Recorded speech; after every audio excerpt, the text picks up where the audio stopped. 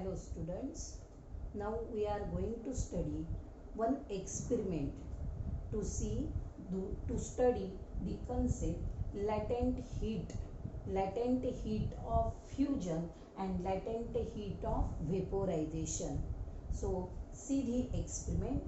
First you have to take a beaker, and in this beaker you have to take some pieces of ice.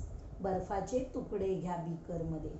Then take a thermometer and dip this thermometer in the ice cubes. तो thermometer बर्फाच्या तुकड्यांमध्ये dip करा. Now keep this beaker on a stand. Keep here burner to give heat. Now at first you note down the temperature with the help of thermometer of ice. सगळ्यात पहिल्यांदा या बर्फाचं तापमान या थर्मामीटरने major करा. So at first you measure the temperature of ice cubes with the help of thermometer. Now you start to give heat with the help of burner. And after 1 minute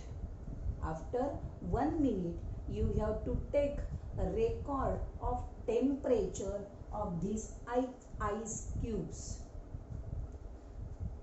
तापमान बर्फाला आपण उष्णता द्यायला सुरुवात केल्यानंतर प्रत्येक 1 मिनिटानंतर तुम्ही या मिश्रणाचं तापमान नोंद करायची आहे. So you have to record the temperature of ice cubes when you start to give heat to the ice cubes. Now you observe either there is a variation in the temperature or not. You will observe that when you start to give heat to the ice cubes, these ice cube melts, but temperature does not increases.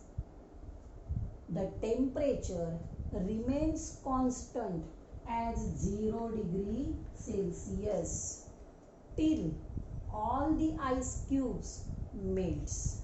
बघा या शब्दाचा अर्थ, या वाक्याचा अर्थ समजला का?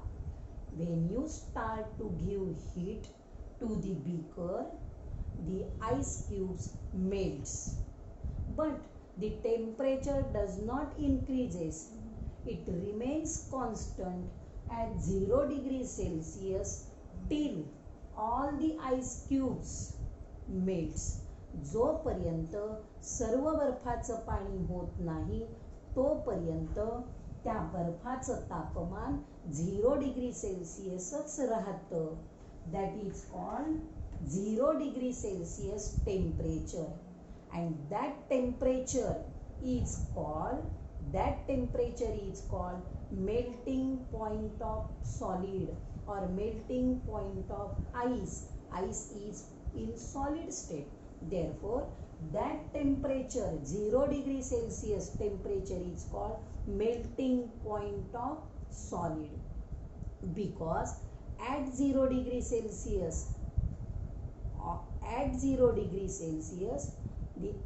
all the ice cubes melts. Therefore that temperature is called melting point of ice or melting point of solid. परीक्षेला व्याख्या विचारतात. Write down, define melting point of solid. So melting point of solid means it is a temperature.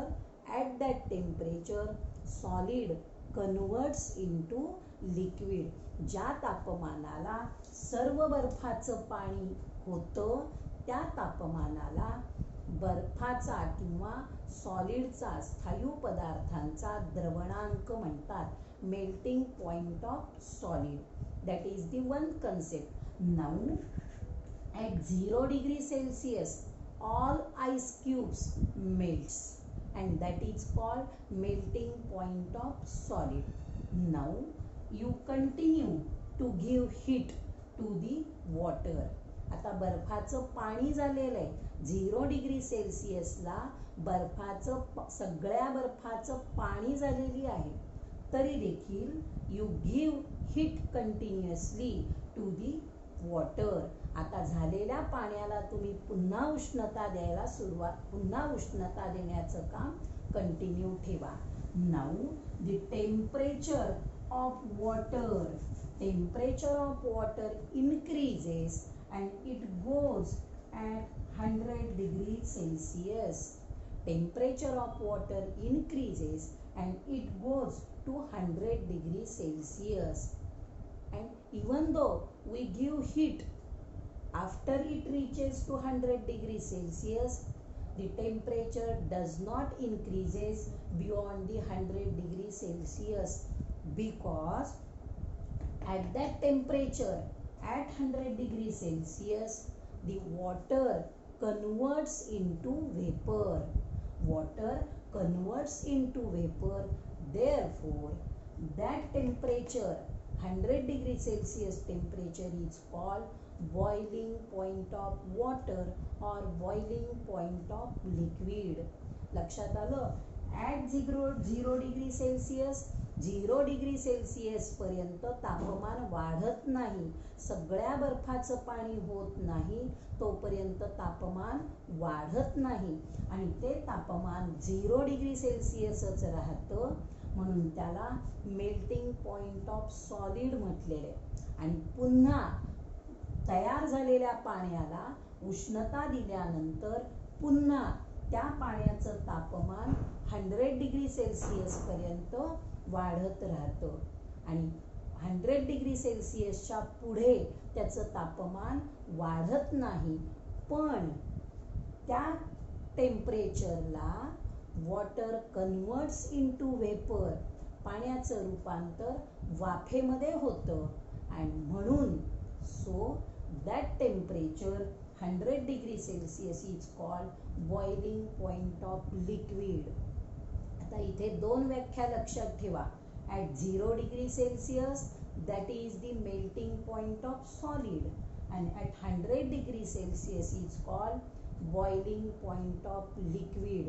या दोन्ही व्याख्या तुम्हाला झालेल्या आहेत, पण या ठिकाणी आपण या प्रयोगाच्या मार्फत आपण या दोन व्याख्या पाहिलेल्या आहेत. आता हा एक्सपेरिमेंट तुमच्या लक्षात आलेला असेल की जोपर्यंत सुरुवातीला बर्फाला उष्णता देण्याचं काम चालू गेलं, बर्फ वितळायला लागला, त्याचं पाणी होऊ लागलं, पण तापमानामध्ये वाढ झालेली नाही. ते तापमान 0 डिग्री सेल्सिअस कंटिन्यू राहिलं. कधीपर्यंत? Till all the ice melts.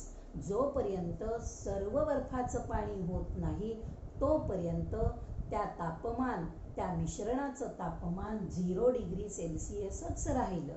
आणि जेव्हा त्या बर्फाचं रूपांतर, सगळ्या बर्फाचं रूपांतर पाण्यात होतं, तेव्हा मात्र तापमान बदलायला सुरुवात होते. म्हणून at 0 degree Celsius it is called melting point of solid. आणि पुन्हा त्या पाण्याला उष्णता देण्याचं काम सुरू ठेवलं, ते 100 डिग्री सेल्सिअस पर्यंत गेलं, त्याच्या पुढे तापमान जात नाही, आणि म्हणून त्या तापमानाला at 100 degree Celsius water converts into vapour, and that point is called boiling point of liquid. So या दोन व्याख्या लक्षात ठेवा. आता यानंतरचा जो भाग आहे तो आपण पुढच्या व्हिडिओमध्ये पाहूया.